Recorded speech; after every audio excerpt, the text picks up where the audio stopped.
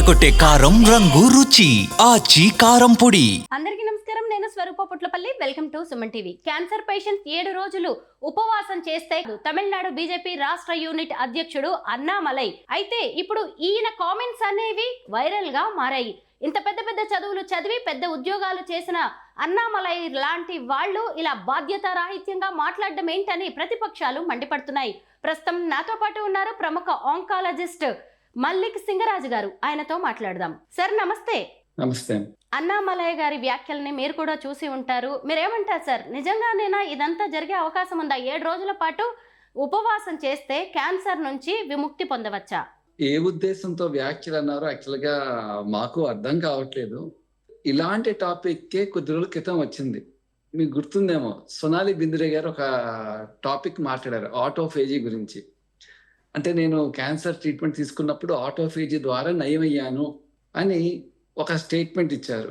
దాని మీద చాలా దుమారం రేగింది. డాక్టర్స్ అందరూ కూడా మీరు ఫారెన్లో ట్రీట్మెంట్ తీసుకుని అలోపతి ట్రీట్మెంట్ తీసుకుని ఈ ట్రీట్మెంట్ గురించి ఎలా మాట్లాడతారు అని ఆవిడ మీద ఇలాంటి విమర్శలు వచ్చాయి. ఆవిడ వెంటనే మళ్ళీ స్టేట్మెంట్ మార్చి, లేదు నేను నా ట్రీట్మెంట్ జర్నీ షేర్ చేసుకున్నాను కానీ వేరే పద్ధతుల్ని నేను ఎంకరేజ్ చేయట్లేదు అని చెప్పడం జరిగింది. ఇప్పుడు ఈ ఫాస్టింగ్ అనేది మనకి ఇవాళ రేపు వచ్చింది కాదండి. అంటే మన ముందు ఈ మధ్య కాలంలో కొత్తగా ఇంటర్మీడియట్ ఫాస్టింగ్స్, కీటో డేట్స్, రకరకాల డైట్లు మన ముందుకు వస్తున్నాయి. కానీ ఈ ఫాస్టింగ్ అనేది మన పూర్వీకుల నుంచి ఉంది, నిన్న మొన్న వచ్చింది కాదు.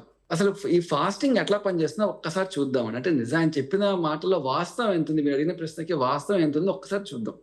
ఇప్పుడు ఇందాక ఫస్ట్ చెప్పినట్టుగా ఈ డైటింగ్ వల్ల ఏమవుతుంది, ఫస్ట్ 24 to 48 hours డైటింగ్ చేసినప్పుడు ఆటోఫేజీ అంటారు. అంటే ఆటోఫేజీ అంటే ఏంటి? Self cleansing process. అంటే బాడీ శరీరంలో ఏవైతే మలినాలు అంటాం మనం, అన్వాంటెడ్ అన్రెగ్యులేటరీ సెల్స్ ఉంటాయి, డ్యామేజ్ సెల్స్, వాటన్నిటిని క్లీన్ చేసుకుంటూ వెళ్ళిపోతుంది మన బాడీ ఇమ్యూన్ సిస్టమ్. అదొక డీప్ క్లిన్జింగ్ ప్రాసెస్. అలాగే దాంతోపాటు ఇమ్యూన్ బూస్టింగ్ జరుగుతుంది. ఇలా ప్లస్ బాడీలో ఆక్సిడేటివ్ స్ట్రెస్ అంటారు, అది తగ్గుతుంది. బ్రెయిన్ మీద, హార్ట్ మీద, డిఫరెంట్ పార్ట్స్ మీద ఆక్సిడేటివ్ స్ట్రెస్ అనేది తగ్గుతుంది. అలాగే ఇమ్యూన్ బూస్టింగ్, ఇంకా స్టెమ్ సెల్స్ యాక్టివేటింగ్, ఇన్ఫ్లమేషన్ తగ్గటం, వూండ్ హీలింగ్ పడడం, అంటే ఇలాగ చాలా ప్రయోజనాలు ఉన్నాయి. ఇవి కాకుండా ఈ ఫాస్టింగ్ మూలంగా ఏజ్ రివర్సల్ కూడా జరుగుతూ ఉంటుంది కొంతవరకు. అలాగే అల్జీమర్స్ లాంటి డిసీజ్ నుంచి కూడా బయటపడచ్చని చెప్తూ ఉంటారు. అంటే ఒక రకమైన ప్రోటీన్ ప్రొడ్యూస్ అవటం మూలంగా బ్రెయిన్లో కాగ్నిటివ్ ఫంక్షన్ పెరిగి అల్జీమర్స్ లాంటి వ్యాధుల నుంచి కూడా నయం అవ్వచ్చు అని చెప్తూ ఉంటారు. అయితే ఇక్కడ అతి ముఖ్యమైన విషయం ఏంటంటే అసలు ఫాస్టింగ్ ఎవరు చేయొచ్చు, ఎవరు చేయకూడదు, ఇవన్నీ కూడా ఒక డాక్టర్ గైడెన్స్లో, ఒక న్యూట్రిషనిస్ట్ గైడెన్స్లో వెళ్ళాలి. ఎందుకంటే అందరూ ఎవరు పడితే వాళ్ళు ఫాస్టింగ్ చేయలేరు. అండర్లైంగ్ మెడికల్ కండిషన్స్, వాళ్ళు వాడుతున్న మెడిసిన్స్ ఏంటి చూసుకుని, అలాగే ఒకవేళ ఈ ఫాస్టింగ్ చేయాలంటే ఫాస్టింగ్ ముందు ఎలాంటి ప్రికాషన్స్ తీసుకోవాలి, ఫాస్టింగ్ చేసేప్పుడు ఎలాంటి ప్రికాషన్స్ తీసుకోవాలి, అంటే ప్రాపర్ ఎలక్ట్రోలైట్ ఇంబ్యాలెన్స్ మెయింటైన్ చేస్తూ, ఫ్లూయిడ్ బ్యాలెన్స్ మెయింటైన్ చేస్తూ ఎలా ఫాస్టింగ్ చేయాలి, ఫాస్టింగ్ ఎలా బ్రేక్ చేయాలి, ఇది ఒక సిస్టమేటిక్ ప్రాసెస్గా వెళ్ళాలి. సో ఇవన్నీ కూడా రెగ్యులర్ ట్రీట్మెంట్, ఇది అలోపతి ట్రీట్మెంట్ ఏదైతే తీసుకుంటే దాంతో పాటుగా డాక్టర్ గైడెన్స్లో తీసుకోవాలి. కానీ దీని నుంచి అంటే అలోపతికి ఆల్టర్నేటివ్గా అనేది మాత్రం చాలా తప్పండి. కూడా ఆ ఉద్దేశం అంటే మాత్రం ఖచ్చితంగా అది కరెక్ట్ కాదు. కానీ దీంతో సపోర్టివ్గా, అలోపతి ట్రీట్మెంట్తో సపోర్టివ్గా ఈ ఫాస్టింగ్, అయితే మధ్యలో ఈ సోనాలి బింద్రే గారు ఇంకొద్ది నెలల ముందు నవజోత్ సింగ్ సిద్ధు కూడా వచ్చారు. ఏం చెప్పారు, మా భార్యకి అడ్వాన్స్డ్ క్యాన్సర్ ఉంటే నేను కేవలం డయట్తోనే ఆమెను క్యూర్ చేసుకున్నాను అని చెప్పారు. అప్పుడు కూడా సిమిలర్ క్రిటిసిజం వచ్చింది ఆయన మీద.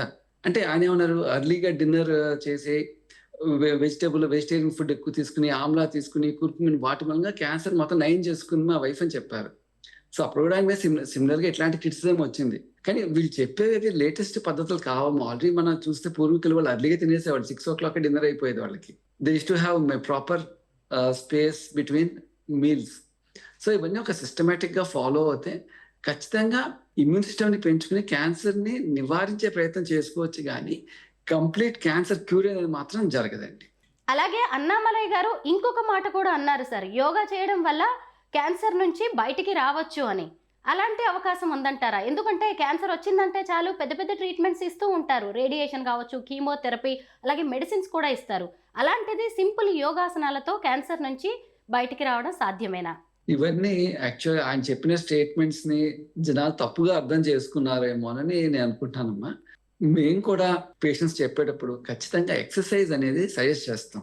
వాళ్ళ బాడీకి ఏది సెట్ అవుతుందో వాకింగ్ కానీ, జిమ్ కానీ, యోగా కానీ, ప్రాణాయామం కూడా మేము సజెస్ట్ చేస్తాం. ఎందుకంటే వీటి మూలంగా ఈ యోగా, ప్రాణాయామం వాటి మూలంగా బాడీలో ఆక్సిజన్ లెవెల్స్ పెరుగుతాయి. వీటి మూలంగా ఖచ్చితంగా ఇమ్యూనిటీ అలాగే రోగ నిర్ధారణ శక్తి పెరుగుతుంది. ఇవన్నీ కూడా మీరు ఇందాక చెప్పినట్టుగా కీమోథెరపీ, రేడియేషన్ థెరపీ వీటికి సపోర్టివ్‌గా పనిచేస్తాయి గానీ, కేవలం యోగా, ప్రాణాయామం, ఫాస్టింగ్ వీటి మూలంగా క్యాన్సర్ నుంచి బయటపడటం అనేది జరగదండి. కానీ ఇవన్నీ తప్పకుండా క్యాన్సర్ పేషెంట్స్‌కి తప్పకుండా ఉపయోగపడతాయి. అలా క్యాన్సర్ రాకుండా కూడా చాలా మట్టుకు ఉపయోగపడతాయి. క్యాన్సర్ వచ్చింది అనగానే చాలా మంది మెంటల్‌గా చాలా డౌన్ అయిపోతారు సార్. డిప్రెషన్‌లో కూడా వెళ్ళిపోతూ ఉంటారు. అలాంటి వాళ్ళు ఏం చేస్తే మంచిది?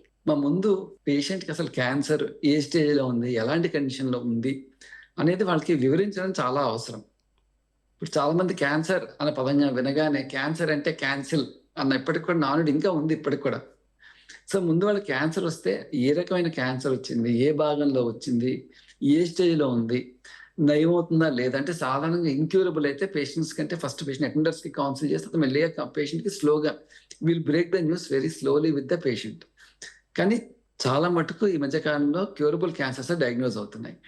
అలాంటప్పుడు వాళ్ళకి కరెక్ట్‌గా వాళ్ళ సిట్యుయేషన్ ఏంటి? ఎలాంటి ట్రీట్మెంట్ ఇవ్వబోతున్నాం?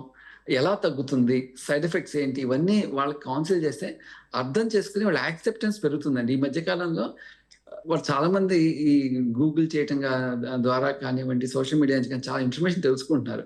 చాలా మంది డిప్రెషన్‌లోకి వెళ్ళకుండా ధైర్యంగా ఎదుర్కొంటున్నారు. మన ముందు చాలా మంది వారియర్స్ ఉన్నారండి. క్యాన్సర్ సర్వైవర్స్ చాలా మంది ఉన్నారు మా చుట్టూ. ఫైనల్‌గా మీరేం చెప్తున్నారంటే డాక్టర్స్ అడ్వైస్ తీసుకుంటూ, ట్రీట్మెంట్స్ తీసుకుంటూ, ఈ ఫాస్టింగ్ లాంటివి చేస్తూ, ఎక్సర్‌సైజులు చేయడం మంచిది అంటున్నారు. పూర్తిగా వీటి మీదే డిపెండ్ అవ్వకుండా డాక్టర్స్ ఏం చెప్తే దాన్ని ఫాలో అవ్వడం మంచిదంటారు. మనం ఎప్పుడు కూడా హాలిస్టిక్ అప్రోచ్ ఉండాలమ్మా. కేవలం ఒక సిస్టమ్ అని కాకుండా హాలిస్టిక్ అప్రోచ్ అంటే న్యాచురోపతి గాని, ఆయుర్వేదిక్ గాని ఇవన్నీ కూడా మన బాడీని స్ట్రెంగ్తెన్ చేస్తూ ఏ విధంగా మన అలోపతిక్ ట్రీట్మెంట్‌ని బాడీకి సపోర్ట్ సిస్టమ్‌గా ఎలా మార్చుకోవాలి, మన ఇమ్యూనిటీ ఎలా పెంచుకోవాలన్న ఒక హాలిస్టిక్ అప్రోచ్‌లో ఎప్పుడూ ముందుకు వెళ్ళటం మంచిది. పైగా ఒక్కో క్యాన్సర్‌కి ఒక్కో రకమైన ట్రీట్మెంట్ ఉంటుంది. డాక్టర్స్ గూడా వేరుగా అవును. ఉంటారు కదా! Thank you so much sir. మొత్తానికి అన్నామలై గారు అన్నదొకటైతే ఇంకొకటి జనానికి అర్థమైనట్టుగా తెలుస్తోంది. అయితే ట్రీట్మెంట్‌తో పాటు ఈ ఫాస్టింగ్ లాంటివి, యోగా, ఎక్సర్‌సైజులు చేయడం మంచిదని మన డాక్టర్స్ చెప్తూ ఉన్నారు. Thank you so much sir.